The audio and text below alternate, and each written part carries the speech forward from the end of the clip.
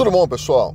Tô saindo do escritório agora, já tá quase escurecendo aqui. Eu liguei a luz do carro aqui para tentar ficar bacana para dar pra gente gravar. Não quero que vocês se apeguem muito à qualidade do vídeo, porque obviamente vai ficar escuro aqui, mas eu quero falar sobre esse assunto aqui hoje com vocês. Então, vamos lá, vamos bater um papo aqui, porque o assunto é sério. Há uns 4, 5 anos, comecei a computar o número de divórcios que a gente fazia, homologações de divórcios, na verdade, que a gente faz de brasileiros que fazem o seu divórcio nos Estados Unidos e a gente homologa isso no Brasil, né? Em alguns casos eu até acabo intervindo ali para fazer a negociação de guarda, questão de partilha e tudo mais, para a gente tentar fazer da forma mais leve possível e registrar isso no Brasil. O que é fundamental, não basta você simplesmente fazer o seu divórcio nos Estados Unidos, tá? Já estou avisando isso para vocês. Mas a gente não divulga isso, eu não costumo colocar isso nem no nosso site, apesar de eu ter algumas publicações falando sobre essa questão, dando algumas dicas para as pessoas, até porque a gente não faz a parte de divórcio dentro dos Estados Unidos, a gente faz o seu divórcio no seu país de origem, tá? Então, geralmente as pessoas nos procuram, elas já têm aí a sentença de divórcio, a gente traduz isso, manda isso para apostilamento, manda isso para registro, a gente faz no Brasil, ou a gente faz direto via cartório no Brasil, o que também é válido nos Estados Unidos se você já tiver casado no Brasil. Mas hoje nós batemos um novo recorde, tá? E eu não vejo isso de uma forma positiva. No ano passado nós tínhamos feito 106 divórcios até dia 31 de dezembro e hoje é dia 16 de novembro e nós já batemos 107 divórcios.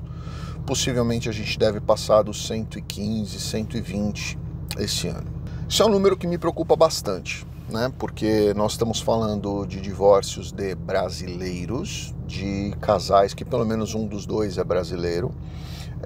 Nós estamos falando numa homologação desse divórcio no Brasil. Nós estamos falando de pessoas que estão se separando, né?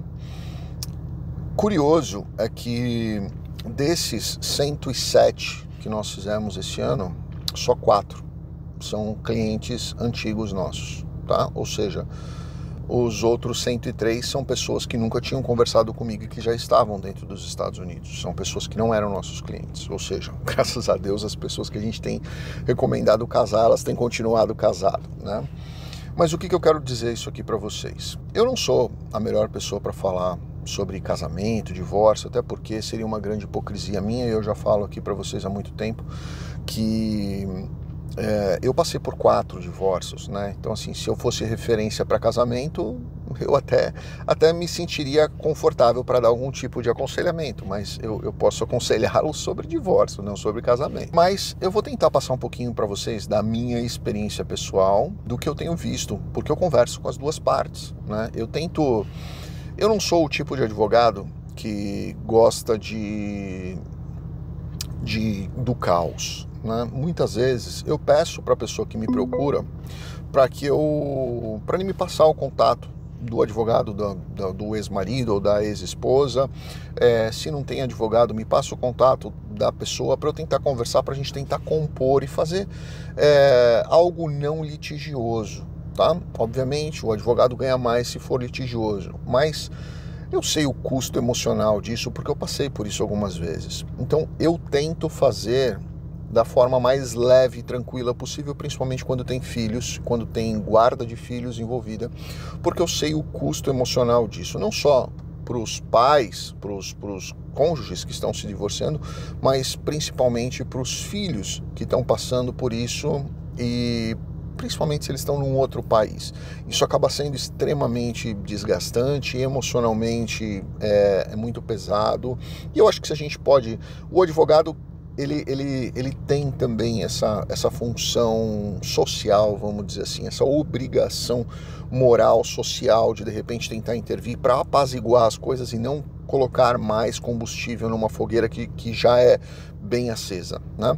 Então, o que eu acho que acontece, né? Nós temos aqui algumas pessoas, vamos ser muito franco e honesto aqui, tá? Nós temos algumas pessoas que entram aqui nos Estados Unidos, ficam em overstay e de repente resolvem se separar para casar com um americano, pegar documento e depois milagrosamente se reencontram numa festa de final de ano, se reapaixonam e voltam. Eu não estou falando dessas pessoas, tá? Até porque eu não trabalho com essas pessoas e honestamente se me disserem que a intenção é essa, eu não vou pegar o processo. E das pessoas com quem a gente fez homologações de divórcio no Brasil, eu não tive nenhuma que sequer mencionou ou sequer insinuou algo nesse sentido, tá?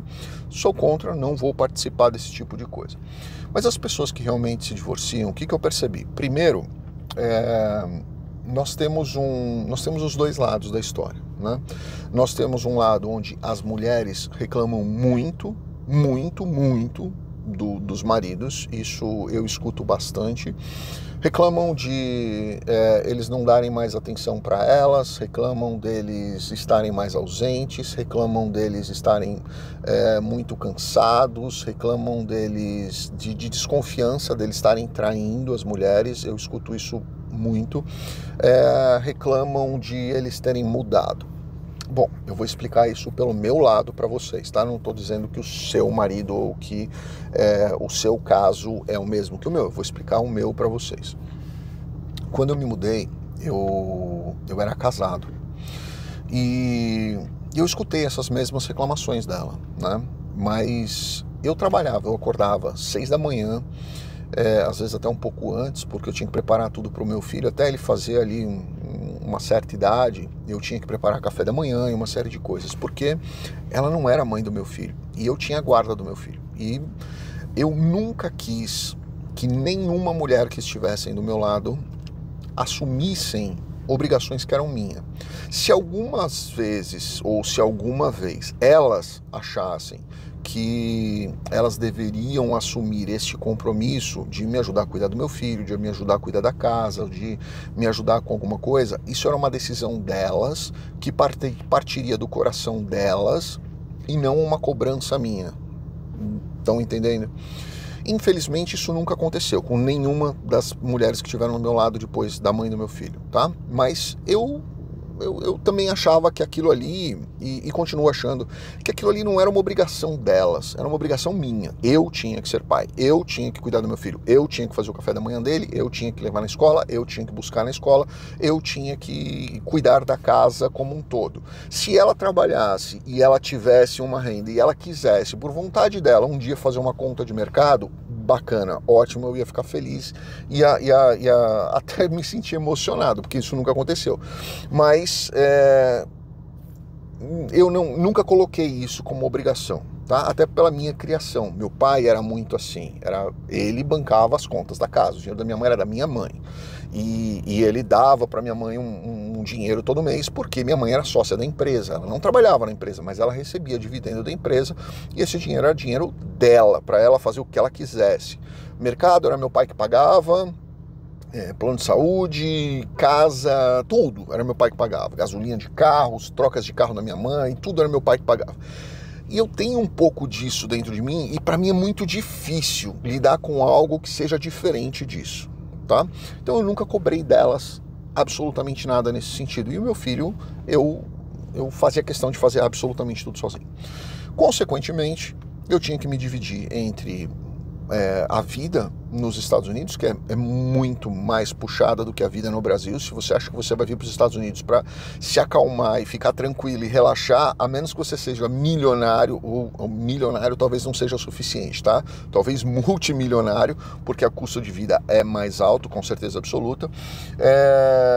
Você vai ter que trabalhar muito. E quando eu falo trabalhar muito, quer dizer acordar muito cedo e dormir muito tarde e dormir muito pouco. E quando você tem isso dentro da sua casa, você chega muito cansado. E eu chegava todos os dias muito cansado, porque era o que eu tinha que fazer para pagar as contas da casa. Ela não trabalhava porque a alegação dela, eu estou falando de uma pessoa específica, mas eu posso generalizar isso, a alegação era que ela não falava muito inglês, e ela tinha razão, né? Porque ela realmente não falava. E fazer o quê? né? Então eu tinha que cuidar de absolutamente tudo. E isso faz com que a mulher, muitas vezes, que está acostumada com uma vida no Brasil, se sinta com menos atenção, né? E a gente sabe que mulher gosta de atenção, né? Então a gente tem esse ponto que eu percebo acontecendo muito com as pessoas. E quando eu converso muitas vezes com alguns casais que estão se separando, eu costumo dizer exatamente essa minha experiência. Olha, eu passei por isso. Não quer dizer que eu tinha outra pessoa, não quer dizer que eu tinha outro compromisso ou que eu não tinha mais interesse pela minha esposa. Não, era que eu estava acordando às 6 da manhã e chegando em casa às 10h30, 11 horas da noite. Eu chegava em casa exausto, eu não tinha capacidade de nada, não queria nem comer, eu queria deitar, dormir, descansar, porque eu sabia que no dia seguinte eu tinha que acordar às 6 da manhã. Estão entendendo? Outra questão que eu percebo muito, que eu vou falar primeiro as reclamações das mulheres, depois eu falo das reclamações do homem, tá? É que geralmente o marido muda. Bom, na verdade não é o marido que muda, as pessoas aqui mudam. Essa é uma reclamação do homem, essa é uma reclamação da mulher também. As pessoas, quando elas vão para um outro país, elas tendem a perceber uma rotina de vida diferente, um tratamento entre as pessoas diferente, o tratamento entre os casais, por eles serem de outro país, de outra cultura, eles são diferentes. Você não vai ter tanto, principalmente quando você está chegando, você não vai ter tanto acesso a shoppings, compras, amigos, churrasco de final de semana, esse tipo de coisa, vida social, você não vai ter muito quando você chega. E isso faz com que o casal, ou ele se aproxime muito, ou ele se separe, porque um fica de saco cheio do outro, né? Vocês vão pegar vídeos meus muito antigos, onde eu falo muitas vezes, o que você tem de mais sagrado quando você mora fora do seu país de origem é o que está debaixo do seu telhado. Tem algumas pessoas que falam, não, eu quero fazer um churrasco de final de semana, eu quero amigos aqui, eu quero igrejas, eu quero isso, eu quero aquilo. Eu acho que é uma grande furada, porque você está abrindo portas para pessoas que talvez estejam com a mesma ansiedade, com os mesmos problemas, com os mesmos receios, na mesma situação de divórcio que você, com os mesmos problemas dentro de casa, e você vai pegar a mulher de um que está de saco cheio da situação e colocar para conversar com a sua mulher que também está ficando de saco cheio da situação, e as duas vão se encontrar e adivinha o que vai acontecer, né? Vão procurar Daniel para fazer a homologação do seu divórcio no Brasil. Porque uma vai vomitar em cima da outra. E seu marido, a mesma coisa, tá bom? Então, eu acho que enquanto as pessoas não entenderem que realmente o que está debaixo do seu telhado é o que você tem de mais sagrado, é onde essas pessoas vão continuar repetindo os mesmos problemas. Porque elas não mudam a ação, elas esperam um resultado diferente, mas a ação é sempre a mesma, né? E eu vejo isso há muitos anos, e a reclamação é sempre as mesmas, né? E aí quando você fala dos homens, é curioso, porque eu vi uma entrevista, eu vou tentar achar essa entrevista acho que ela é psicanalista, de casais. E ela falou, olha, as mulheres reclamam de tal coisa e o homem muitas vezes quando ele chega no meu consultório, ele se sente culpado por aquela tal coisa. E eu vou dizer para vocês que é verdade, porque assim, quer dizer que a reclamação da mulher, ela é válida? Bom, pode ser válida para ela, porque com certeza é aquilo que ela está sentindo, né? Mas é válida com relação ao que realmente está acontecendo? Às vezes não, assim como a do homem também não. E o que acontece? Quando eu converso muitas vezes com casais, eu vejo o homem dizendo sempre assim, poxa, Daniel, não tem mais como a gente continuar porque eu preciso trabalhar, eu preciso sustentar minha família, eu preciso fazer uma série de coisas, mas eu não estou dando conta e a minha mulher fica o dia inteiro, eu chego em casa, ela quer desabar em cima de mim. Bom, eu passei por isso, tá? Eu tinha momentos em que eu chegava em casa, em um dos meus relacionamentos, foi quando eu comecei a melhorar um pouquinho, né? Eu tinha as empresas no Brasil, principalmente a empresa que era do meu pai, o que veio de herança para mim, ele é dividido entre minha irmã, meus irmãos e eu. O que eu construí é só meu. Então eu tenho essa parte que veio do meu pai, onde ela é separada, eu tenho a minha parte que é o meu escritório, os meus negócios no Brasil, e não só no Brasil, eu tenho na Itália também, tenho no Panamá também. Então assim, eu tento gerenciar isso. Algumas dessas coisas, elas eram muito pequenas quando eu saí do Brasil, há muito tempo atrás. E elas elas me davam um conforto muito grande enquanto eu estava no Brasil, porque algumas delas faturavam em euro e dólar, né? Mas quando você vive dentro dos Estados Unidos, esse número ele reduz absurdamente, porque você vivendo no Brasil, você multiplica hoje por 6. Se você vem para os Estados Unidos, esse número é elas por elas, ou você divide por 6 se o dinheiro vem do Brasil. Então você acaba tendo aí uma redução grande de padrão, né? Eu já era sócio do Albert aqui. O Albert hoje já se aposentou há muitos anos, mas meu primeiro sócio nos Estados Unidos foi o Albert. O que a gente tinha de faturamento dentro do escritório, que era pequenininho, estava começando, não era suficiente para bancar minhas contas, né? Então eu tinha que trabalhar pra caramba. Eu comprei uma empresa de limpeza aqui, eu ficava até às 5 da tarde no escritório. Depois a empresa de limpeza, eu pegava as meninas, levava nos lugares, depois voltava recolhendo as meninas que faziam as limpezas. Então assim, para equilibrar a conta, né? E o que eu vejo acontecer? As mulheres, principalmente as que não trabalham, se elas trabalham, elas chegam em casa tão cansadas quanto elas querem dormir. Ou seja, o relacionamento ele já começa a ficar um pouco apartado porque elas querem dormir. E assim como o homem também, né? Então eu chegava em casa às 11 horas da noite exausto, eu queria deitar e dormir. A minha esposa naquela época, ela não fazia nada, absolutamente nada. Nada. Não buscava meu filho, não levava meu filho, não cozinhava, não fazia nada. Então o que ela fazia? Ela ia para academia, passava o dia conversando com as amigas, falando com a mãe no telefone, e esse era o dia dela, né? E quando eu chegava exausto.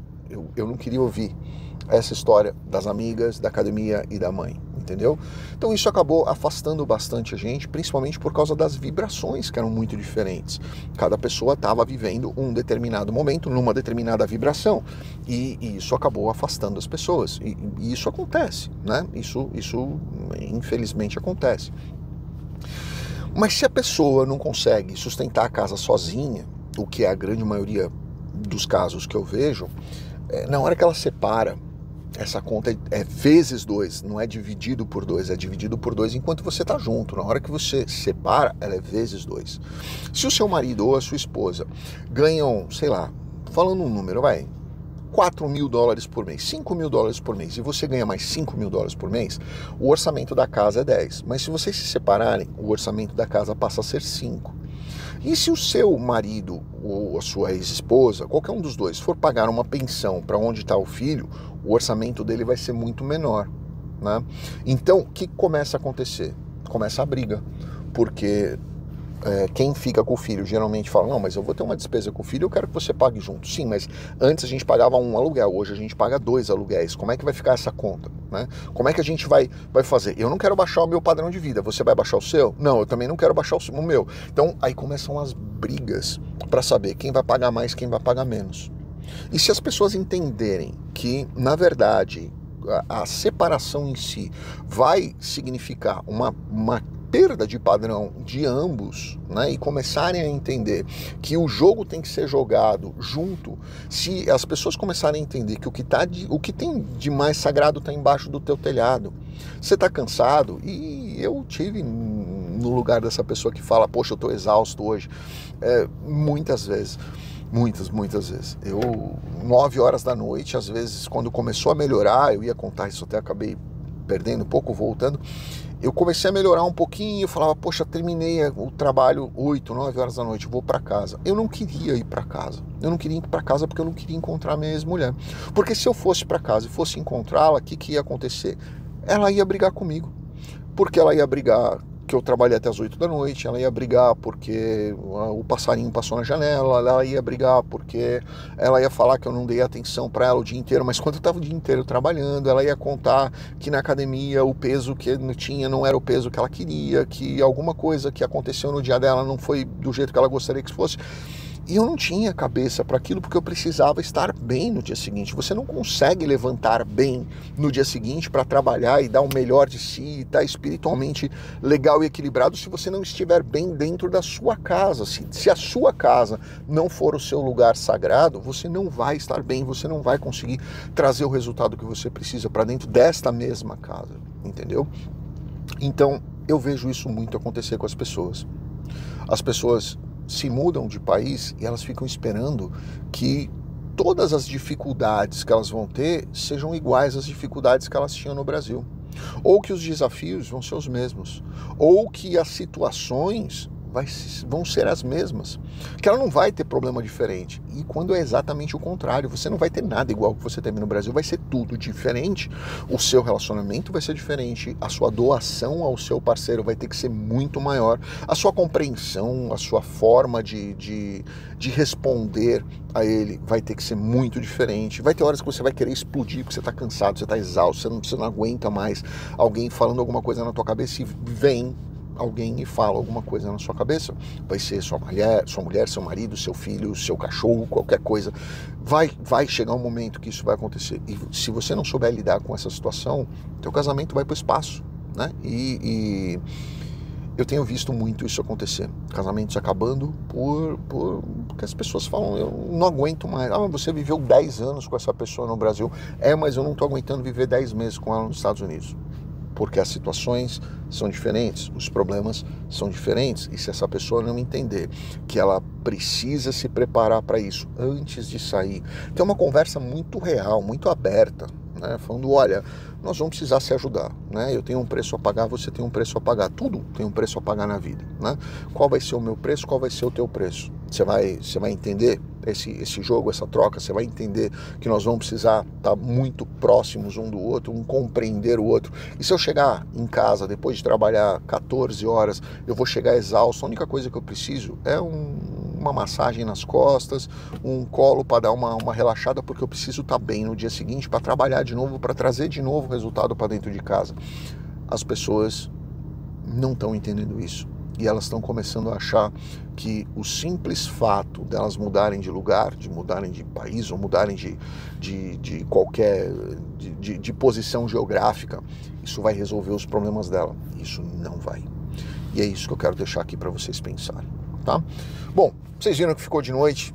A qualidade do vídeo não vai ser das melhores do mundo, mas eu espero que o conteúdo do vídeo sirva para mexer um pouquinho com as pessoas, que elas possam entender, raciocinar, refletir e pensarem que tem coisas às vezes que a gente precisa amadurecer, relevar e valorizar, principalmente quem está do lado da gente, tá bom? Grande abraço, fiquem com Deus.